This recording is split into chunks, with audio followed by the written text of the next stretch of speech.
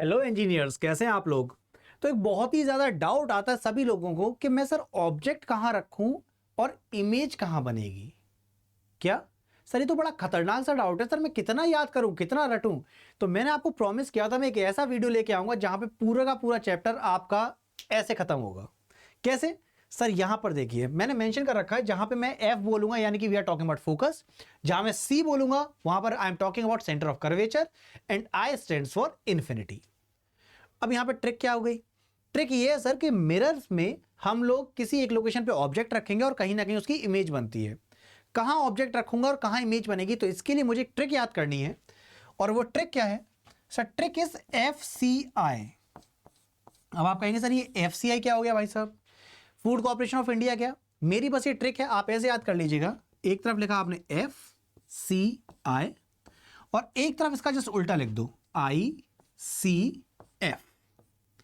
अब यहां पर ध्यानपूर्वक अगर आप देखेंगे तो मुझे यहां पर केवल इतने लिखने से पूरा का पूरा पार्ट क्लियर हो जाएगा। यानी कि अगर मेरा ऑब्जेक्ट F पर है तो मेरी इमेज कहां बनेगी?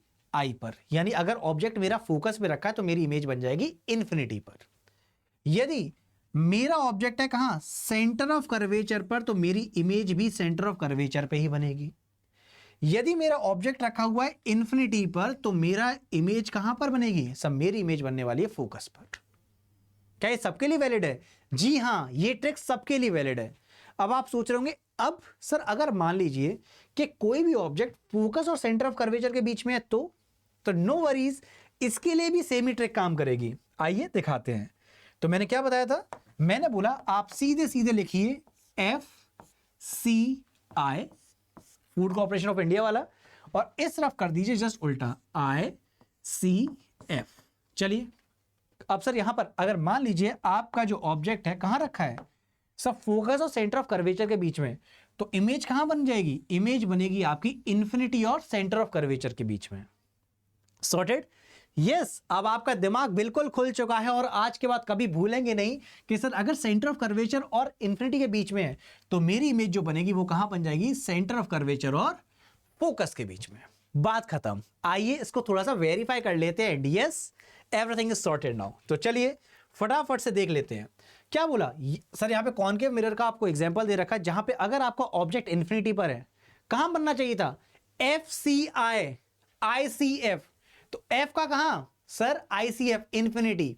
तो फोकस पर अगर ऑब्जेक्ट था तो इन्फिनिटी पर, और इन्फिनिटी पे ऑब्जेक्ट है तो सर फोकस पर। ये देखिए, तो यदि मेरा ऑब्जेक्ट कहां पर सर? यदि मेरा ऑब्जेक्ट, जस्ट अ सेकेंड, यदि मेरा ऑब्जेक्ट इन्फिनिटी पर है तो सर इमेज कहां? इमेज आपकी बन गई फोकस पर। देखा, आया ना मजा? इसी प्रकार से अब सर जैसे मान लीजिए if it is present beyond C, तो यहां पे सर मैं आपको ऑलरेडी बता ही चुका हूं किसके बीच में है। सो अब आप रिलेट कर पा रहे होंगे। Centre of curvature FCI ICF, C पर है तो सी पे ही, at C, that means image भी कहां पर? सी पर, that is it will be at C. अब सर यहां पर आप रिलेट कर पा रहे हो, तो बियॉन्ड सी है सो बिटवीन एफ एंड सी। अब यहां पर सर आपसे कुछ भी पूछ ले आप कहीं भी गलती नहीं करेंगे, I am damn sure, right. So गुरुजी आगे बढ़ते हैं। देखो अगर आपका सी और एफ के बीच में था क्या ऑब्जेक्ट, इमेज कहां बनेगी सर? सी और एफ के बीच में। इसका मतलब यहां पर सर अब बियॉन्ड सी, राइट। अगर एफ पर है ऑब्जेक्ट, डेट मीन्स कहां? इन्फिनिटी पर। तो एक बार इसको वेरीफाई कर लेते अपनी ट्रिक से। तो देखो ऑब्जेक्ट आपका कहां? फोकस, इमेज इन्फिनिटी, और यही तो हमने ट्रिक देखी थी। सो गुरुजी ट्रिक सिंपल सी थी, FCI, राइट। सो अगर फोकस पे है तो सर आपकी जो इमेज बनेगी वो बनेगी कहां? इन्फिनिटी पर। ये देखिए फोकस तो इन्फिनिटी, सेंटर ऑफ कर्वेचर पे है तो सेंटर ऑफ कर्वेचर, और अगर इन्फिनिटी पर है तो फोकस। सिमिलरली वो जो बियॉन्ड सी वाले लॉजिक लग रहे थे वो कहां पर? ये आ गया पर अगला पेज। अगर एफ और सी के बीच में है तो आई और सी के बीच में, I stands for infinity, C stands for centre of curvature और एफ स्टैंड्स फॉर फोकस।